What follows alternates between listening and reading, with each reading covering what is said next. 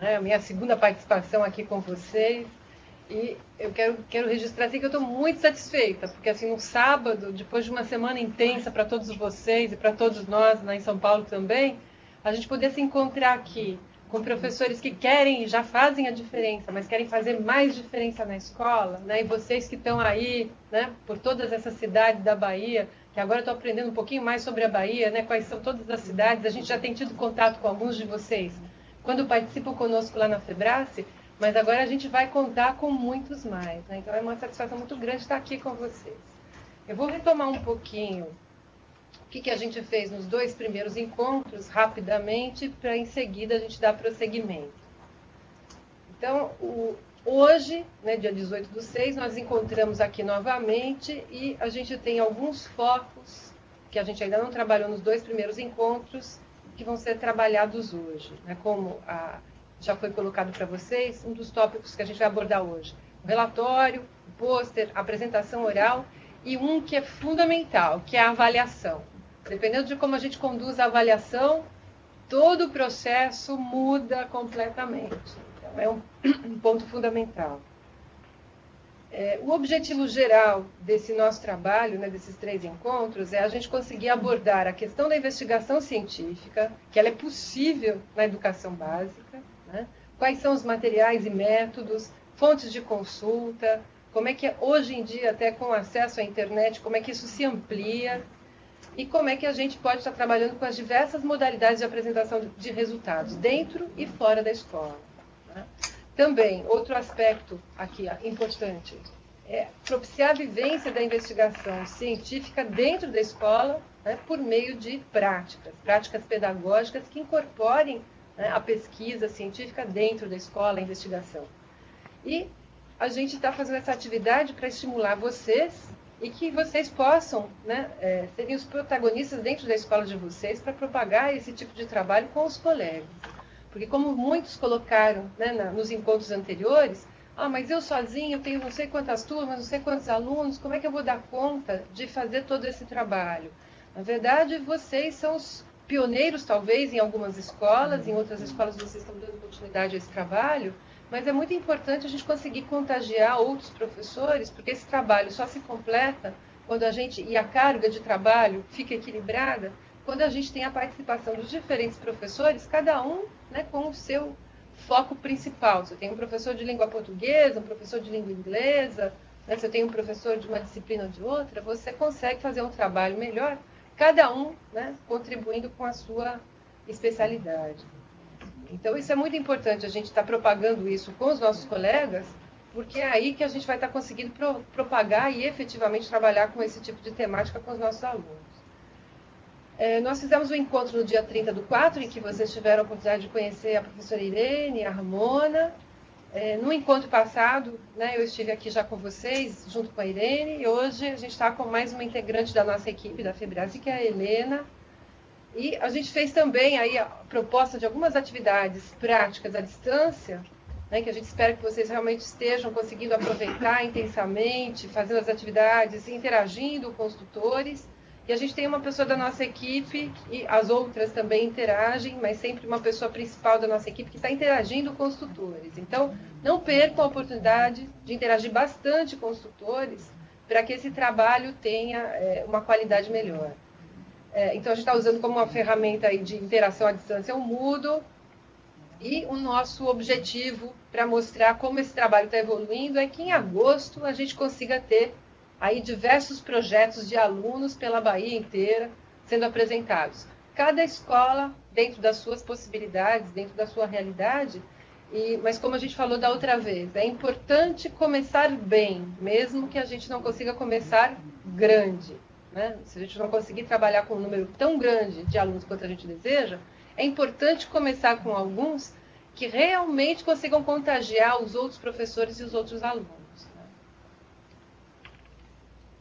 Como materiais do curso, a gente tem, então, o PowerPoint disponibilizado para vocês, alguns textos de referência, alguns vídeos. E aqui, em relação aos vídeos, eu queria fazer uma observação. A gente tem apresentado vídeos para vocês que ou são da Febrace ou são da ISEF. É claro que, para uma primeira feira na escola, às vezes a gente não vai conseguir, né, que os nossos alunos tenham um desempenho igual àquele que ganhou um prêmio no AISEF, né? Por outro lado, é importante também a gente não achar, não, mas o meu aluno ainda não pode, né? Porque muitas vezes a gente acha isso, como na idade deles a gente não podia muita coisa, a gente não se sentia capaz de fazer muitas coisas, às vezes a gente, né, cobra de menos, né?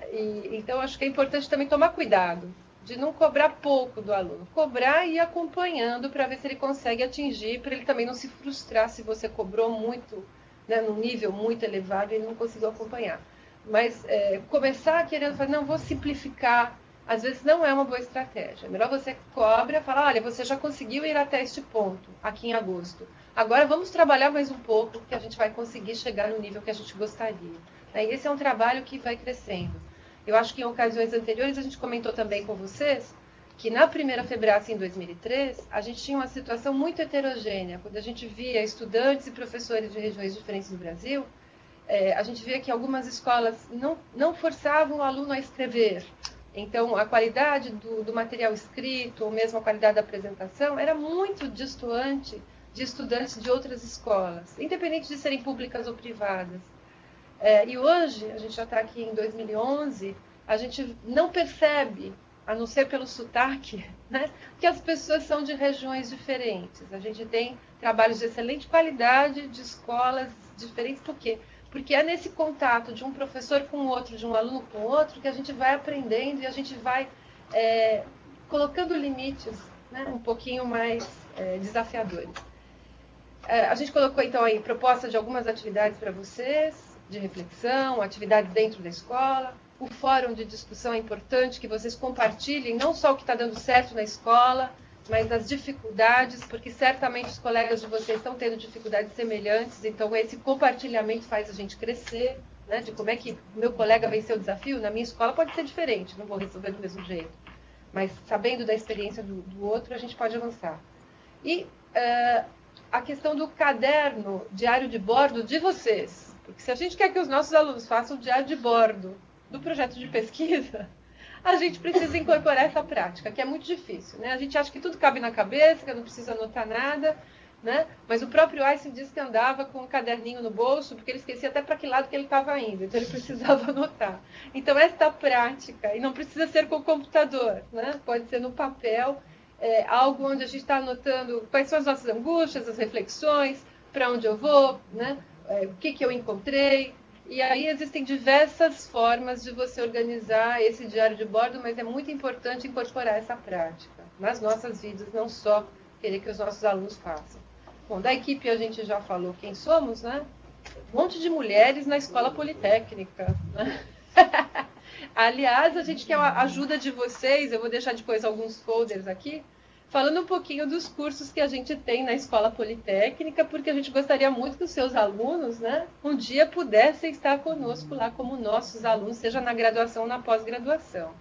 E as meninas, por favor, né, engenharia também é um curso para as meninas. A gente está falando aqui de ciências e engenharia de uma forma geral, mas a gente sendo, né, da Escola Politécnica, queria, né, que vocês nos ajudassem, porque a gente tem tantos problemas que precisam de diversos profissionais e que precisam de engenheiros e engenheiras também, que a gente precisa, como não é uma palavra que aparece no repertório, né, do ensino fundamental e do ensino médio, a questão da engenharia, eu acho que vocês podiam ajudar a gente a fazer uma propagandinha dentro das escolas, para a gente instigar, né, esses meninos, que não adianta só a gente falar dos problemas que a gente tem, mas a gente precisa estar cultivando dentro da escola, né? Quem serão esses estudantes, quem serão esses jovens protagonistas que vão estar resolvendo esses problemas junto com os outros profissionais. Porque os engenheiros não conseguem resolver nada sozinhos, né? Mas a gente precisa deles também, e essa é parte do nosso trabalho lá na Poli.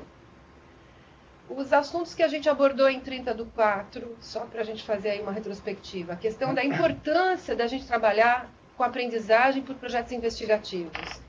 E hoje a gente pode fazer projetos de verdade, porque mesmo quando o professor não sabe tudo sobre um determinado assunto, como a gente tem muitos mecanismos para estar buscando respostas, quando a gente sabe fazer boas perguntas, hoje a gente consegue fazer, seja no ensino fundamental, no médio e na universidade, ao invés de trabalhar com problemas mais simples, de mentirinha, só para poder exercitar alguma técnica, desenvolver alguma habilidade, Hoje a gente pode trabalhar sim com projetos de verdade, indo até a fase de prototipação e, em alguns casos, até na fase de implantação do projeto. Eu não posso pensar que eu vou ficar só na fase de escrever uma monografia sobre um assunto. Escrever uma monografia sobre um assunto é muito importante, mas se a gente conseguir combinar isso com um projeto investigativo, no nível de complexidade que for possível, dentro daquela escola, na faixa etária com quem a gente está trabalhando, isso faz com que a aprendizagem seja efetiva, né?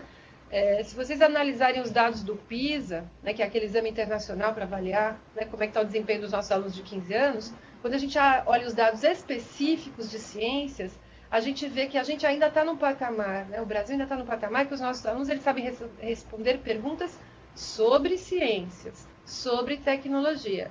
Mas se a bicicleta dele quebrar, ele não vai saber consertar e aplicar aquilo que ele acha que ele sabe, né? Então, é esse o desafio que a gente tem. Por isso que a questão da experimentação, da investigação dentro da escola é um instrumento, é uma prática que precisa ser exercitada para que a gente consiga aprender efetivamente. Senão a gente só vai falar sobre. Então, a questão do método científico, o papel do professor dentro da escola é muito mais importante em relação à aplicação do método científico, do método de engenharia para conduzir um projeto, do que saber detalhes, especificidades sobre um determinado trabalho que um aluno da gente está desenvolvendo. Porque às vezes ele está indo por um caminho que a gente ainda não foi. E é uma excelente oportunidade, às vezes, para a gente aprender um pouco mais junto com aquele aluno.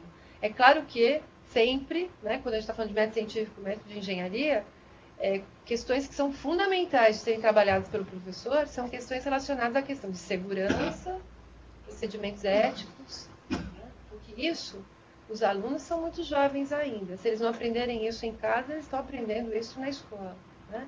Então, é claro, não estou falando que a gente não tenha que saber, né, de temas de ciência, saber sobre ciências, saber realizar atividades experimentais que eles vão estar utilizando, a gente não precisa saber tudo. A gente pode estar se concentrando na questão da aplicação do método para garantir segurança, questões éticas, procedimentos, registro, observação, registro, saber apresentar os dados, analisar os dados. E aí a gente vai acompanhando como é que esse aluno cresce e a gente cresce junto com ele. A importância do diário de bordo que eu já falei, né? O diário de bordo de vocês e o deles, foi uma coisa que a gente precisa reforçar sempre. Nas primeiras Febraces o pessoal fabricava o diário de bordo, porque não tinha a cultura de fazer no diário de bordo, então a gente selecionava os projetos a partir dos relatórios que a gente recebia. Então, quando ele era selecionado para ir para a Febrace apresentar o trabalho, ele era obrigado a inventar um diário de bordo, porque é um item obrigatório de estar sendo apresentado em cima da bancada, né? Então, eles inventavam, né? Tentavam se lembrar do que fizeram. Mas, à medida que os anos foram passando, a gente viu que esse tipo de procedimento começou a ser incorporado em muitas escolas. A gente ainda tem muitos que fabricam? Tem. Até porque um dos nossos objetivos é a gente conseguir ter abrangência, a gente conseguir selecionar um número mínimo de estudantes de cada estado do Brasil. Então, a gente ainda continua com esse tipo de situação, que é normal, absolutamente normal. O plano de pesquisa. Esse é um problema até quando a gente está falando de alguém que está fazendo mestrado e doutorado, né? Às vezes a pessoa começa a fazer o trabalho, ao invés de primeiro fazer um plano e ir revisitando esse plano, verificando se ele ainda está válido à medida que vai avançando. Então, criar essa cultura de antes de começar a fazer alguma coisa, planejar, é importante, porque isso é um instrumento fundamental para o professor verificar, será que esse meu aluno não está propondo alguma coisa que na hora que ele for executar, ele vai ter algum tipo de problema, né? Ou inventou de fazer uma entrevista num lugar arriscado, né? Falar com pessoas, fazendo perguntas constrangedoras, será que ele vai usar algum aparato experimental no fundo do quintal em que ele pode correr algum risco, né? Então, o plano de pesquisa é muito importante como instrumento do professor para poder acompanhar, né, o que esses alunos vão realizar. Inclusive a questão do cronograma, né? Será que vai ser possível? Não vai? A pesquisa bibliográfica também ela é importante, porque não adianta a quantidade, né? É importante a qualidade do que eles vão estar procurando. Em 21/5, a gente falou sobre a questão do registro, né, de projetos de pesquisa.